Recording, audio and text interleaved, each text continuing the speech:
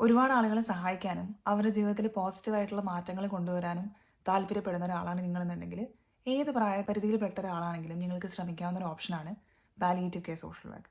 Palliative care social worker ആവാൻ വേണ്ടിയിട്ട് എന്തൊക്കെയാണ് ചെയ്യേണ്ടതെന്നും ഈ മേഖലയിൽ ജോലി കിട്ടാൻ വേണ്ടിയിട്ട് എന്തൊക്കെയാണ് ചെയ്യേണ്ടതെന്നുള്ള കുറച്ച് കാര്യങ്ങളാണ് ഞാൻ ഈ വീഡിയോയിൽ സംസാരിക്കാൻ ഉദ്ദേശിക്കുന്നത്.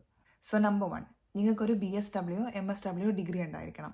പ്രിഫറബിളി അതൊരു മാസ്റ്റേഴ്സ് ഡിഗ്രി ആണെന്നുണ്ടെങ്കിൽ കുറച്ചുകൂടെ ജോലി കിട്ടാൻ സാധ്യത ഉണ്ടാവും. അതിൽ തന്നെ മെഡിക്കൽ ആൻഡ് സൈക്കാട്രി ആണെന്നുണ്ടെങ്കിൽ ജോലി കിട്ടാനുള്ള സാധ്യതകൾ കുറേ കൂടെ കൂടാൻ സാധ്യതയുണ്ട്.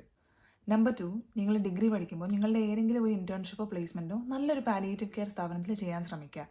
നമ്മുടെ ഇന്ത്യക്കകത്ത് തന്നെ കേരളത്തിന് പുറത്തും ഒരുപാട് നല്ല പാലിയേറ്റീവ് കെയർ സ്ഥാപനങ്ങൾ അല്ലെങ്കിൽ ഹോസ്പിസുകളൊക്കെ ഉണ്ട്.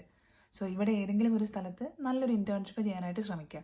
Number 3, get specialised training in palliative care. നിങ്ങൾ ഡിഗ്രി ഒക്കെ കഴിഞ്ഞ് നിൽക്കുന്ന ഒരാളാണെന്നുണ്ടെങ്കിൽ Indian association of palliative care, Pallium India എന്നൊക്കെ പറഞ്ഞ ഈ സ്ഥാപനങ്ങൾ കുറേ ട്രെയിനിങ് പ്രോഗ്രാംസ് നടത്തുന്നുണ്ട്. ഇതിൽ ഏതെങ്കിലും ഒരു സർട്ടിഫിക്കറ്റ് കോഴ്സ് ചെയ്യുക.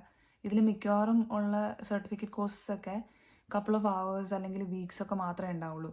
അപ്പോൾ ഇങ്ങനെയുള്ള ഏതെങ്കിലും ഒരു കോഴ്സ് ചെയ്ത് കഴിഞ്ഞാൽ അത് നിങ്ങളുടെ CV-യിൽ ഒരു ആഡഡ് ബെനിഫിറ്റ് ആയിരിക്കും. ഇതിൻ്റെയൊക്കെ ഒരു ലിസ്റ്റ് ഞാൻ ഡിസ്ക്രിപ്ഷൻ ബോക്സിൽ പ്രൊവൈഡ് ചെയ്തേക്കാം. Number 4, try and build your experience in any health care setting. അതായത് പാലിയേറ്റീവ് കെയർ ഒരു ഹെൽത്ത് കെയർ റിലേറ്റഡ് ഫീൽഡ് ആയതുകൊണ്ട് ഇൻ കേസ് നിങ്ങൾ ഫസ്റ്റ് ട്രൈ ചെയ്യുമ്പോൾ തന്നെ അതിലൊരു ജോലി കിട്ടിയില്ല എന്നുണ്ടെങ്കിൽ നിങ്ങളുടെ ഹെൽത്ത് കെയറിലുള്ള എക്സ്പീരിയൻസ് ഒബ്വിയസ്ലി ഇതിനൊരു ആഡഡ് ബെനിഫിറ്റ് ആയിട്ട് മാറും. Number 5, try and attend seminars, workshops or conferences related to this. അതായത് പറ്റുന്നിടത്തോളം ഇങ്ങനത്തെ പ്രോഗ്രാംസ് അറ്റൻഡ് ചെയ്യാൻ ശ്രമിക്കുക. നമ്മുടെ നാട്ടിൽ തന്നെ ഏറ്റവും കോമൺ ആയിട്ട് നടക്കുന്ന ഒരു കോൺഫറൻസ് എന്ന് പറയുന്നത് IAPCON എന്ന് പറയും. എല്ലാ വർഷവും അത് ഇന്ത്യയിൽ ഏതെങ്കിലും ഒരു സ്ഥലത്ത് നടക്കാറുണ്ട്. Number 6, keep searching for jobs. അതായത് നിങ്ങൾ ജോബ് പോർട്ടൽസിലൊക്കെ മാക്സിമം ജോലീൻ്റെ ഓപ്പർച്യൂണിറ്റീസ് ഉണ്ടോ എന്ന് നോക്കിക്കൊണ്ടിരിക്കുക.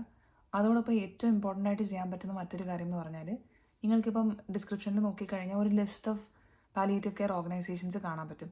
അതിൽ നിന്ന് നിങ്ങൾക്ക് ഏറ്റവും ഇഷ്ടപ്പെട്ട ഓർഗനൈസേഷൻസ് ഷോർട്ട് ലിസ്റ്റ് ചെയ്തിട്ട് അവരെ സോഷ്യൽ മീഡിയയിൽ ഫോളോ ചെയ്യുകയും അതോടൊപ്പം അവരുടെ കരിയർ പേജ് ഇടയ്ക്കിടയ്ക്കൊക്കെ വിസിറ്റ് ചെയ്ത് അവർക്കിപ്പം ഓപ്പർച്യൂണിറ്റീസ് ഉണ്ടോ, ജോബ് വേക്കൻസീസ് ഉണ്ടോ എന്നൊക്കെ നോക്കിയിട്ട് ഉണ്ടെന്നുണ്ടെങ്കിൽ ഡയറക്റ്റായിട്ട് അപ്ലൈ ചെയ്യാൻ ശ്രമിക്കുക. ഇത്രയും കാര്യങ്ങളാണ് ഏറ്റവും ബേസിക്കായിട്ട് ഒരാൾക്ക് ചെയ്യാൻ പറ്റുന്നത്. ഈ വീഡിയോ ഒരു പരിധി വരെയെങ്കിലും കുറച്ച് ആളുകളെങ്കിലും ഹെൽപ്പ് ചെയ്തു എന്ന് ഞാൻ വിശ്വസിക്കുന്നു. സോ ഇത് ഉപകാരപ്പെടുമെന്ന് തോന്നുന്ന ആരെങ്കിലും ഉണ്ടെന്നുണ്ടെങ്കിൽ അവരിലേക്ക് ഇത് മാക്സിമം ഷെയർ ചെയ്ത് കൊടുക്കാൻ ശ്രമിക്കുക. And that's pretty much it. So I'll see you all in the next video. Bye-bye.